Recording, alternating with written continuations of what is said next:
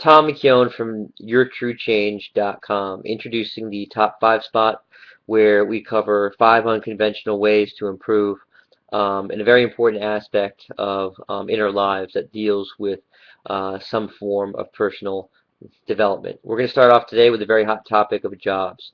Top 5 ways in the 21st century to get a job.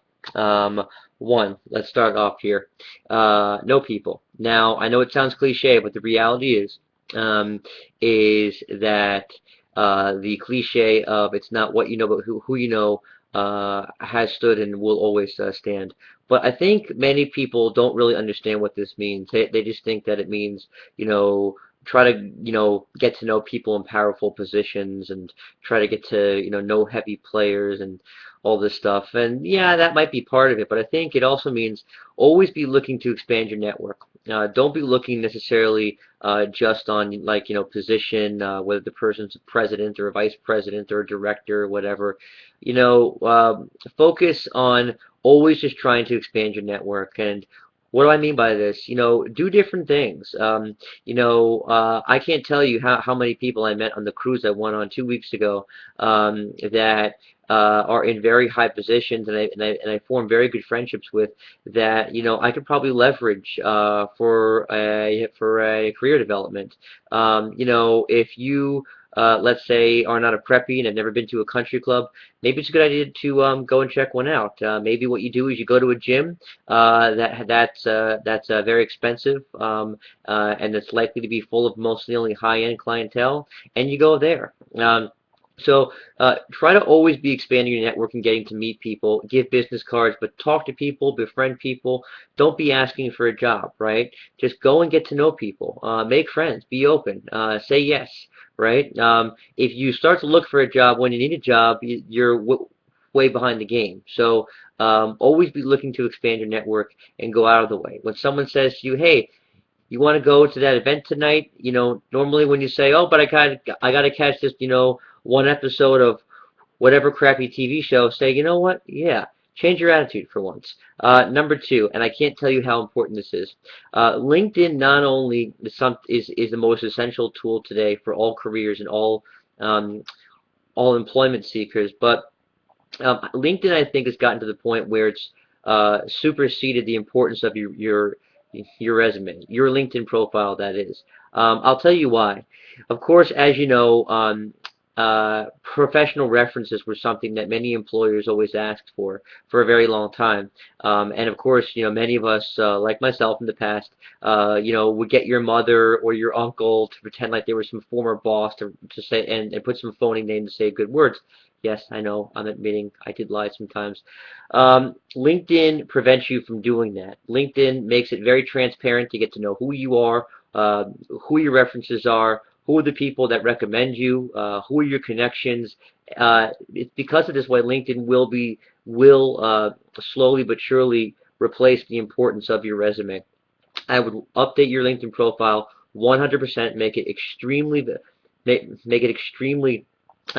representative of yourself and your interests. Try to get as many endorsements, as many recommendations, put as many of your presentations on SlideShare as much as possible. Answer as many of the questions in the questions and answers. Keep participating in LinkedIn. Okay. Three, boutique and middle-sized firms. Most people applying for jobs only go after the big guys, the big Fortune 1000 and other big companies. But I find that it's actually better to much of the time to go after the smaller guys. If you're trying to go for a job, let's say banking, accounting, law, engineering, some other type of field, IT, try to look for those 2 to 5 person, all the way up to 100 employee sized firms, because these firms might not pay as much and they might not be as reputable, but you're more likely to get a job with them. On top of that, they're going to be more reachable. You might be able to actually cold call them. If you're in mid-career, you might get more perks, more autonomy. So there's all kinds of perks there. I actually cold called 2 of the investment banks that I used to work for, and got the job because as I cold called them, they called me back and they got me the interview. So they're much more accessible, and it's much easier to deal with these firms than it is in being some sort of needle in the haystack in some huge corporate database somewhere. 4, be a black spot on a flounder's belly. What do I mean by that? Be different. Go places where people like you typically are not. For example, if you're a lawyer, don't only go to legal conventions or legal job conventions. Go to an engineering convention. It'll be a bunch of engineers. That's the point. You want to network with people who are different, people who are saying, who was that lawyer when they go through all the business cards, okay? Not okay. No, nobody after that convention is going to say, okay, who was that one out of the 10,000 engineers that I saw?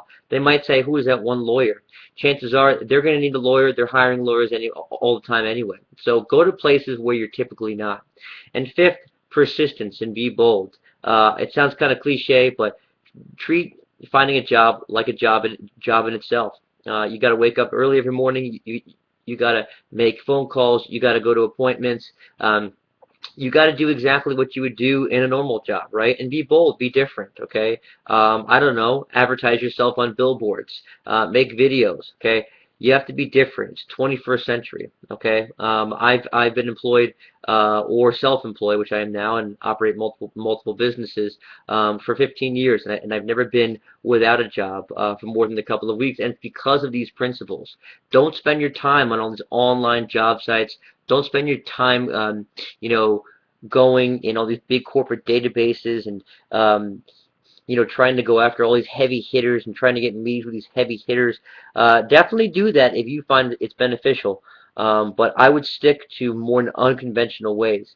The 6th thing I'll say is always offer people help, even when you don't need it. Always be offering to introduce people, even when you're not looking for anything in return. I can't tell you how many offers I get at consulting engagements, at investing in startups, even in other jobs, all because I made a few phone calls, I made a few introductory emails, or I might have introduced people at a conference in the past. So always go out of your way to help people and to be of service to others, even when you're not looking for anything in return. And this is something that so many people just can't quite do. And they always say, why is this person doing something for me if I'm not doing anything for them? If you continue to think like that, then frankly, that's how you'll be treated.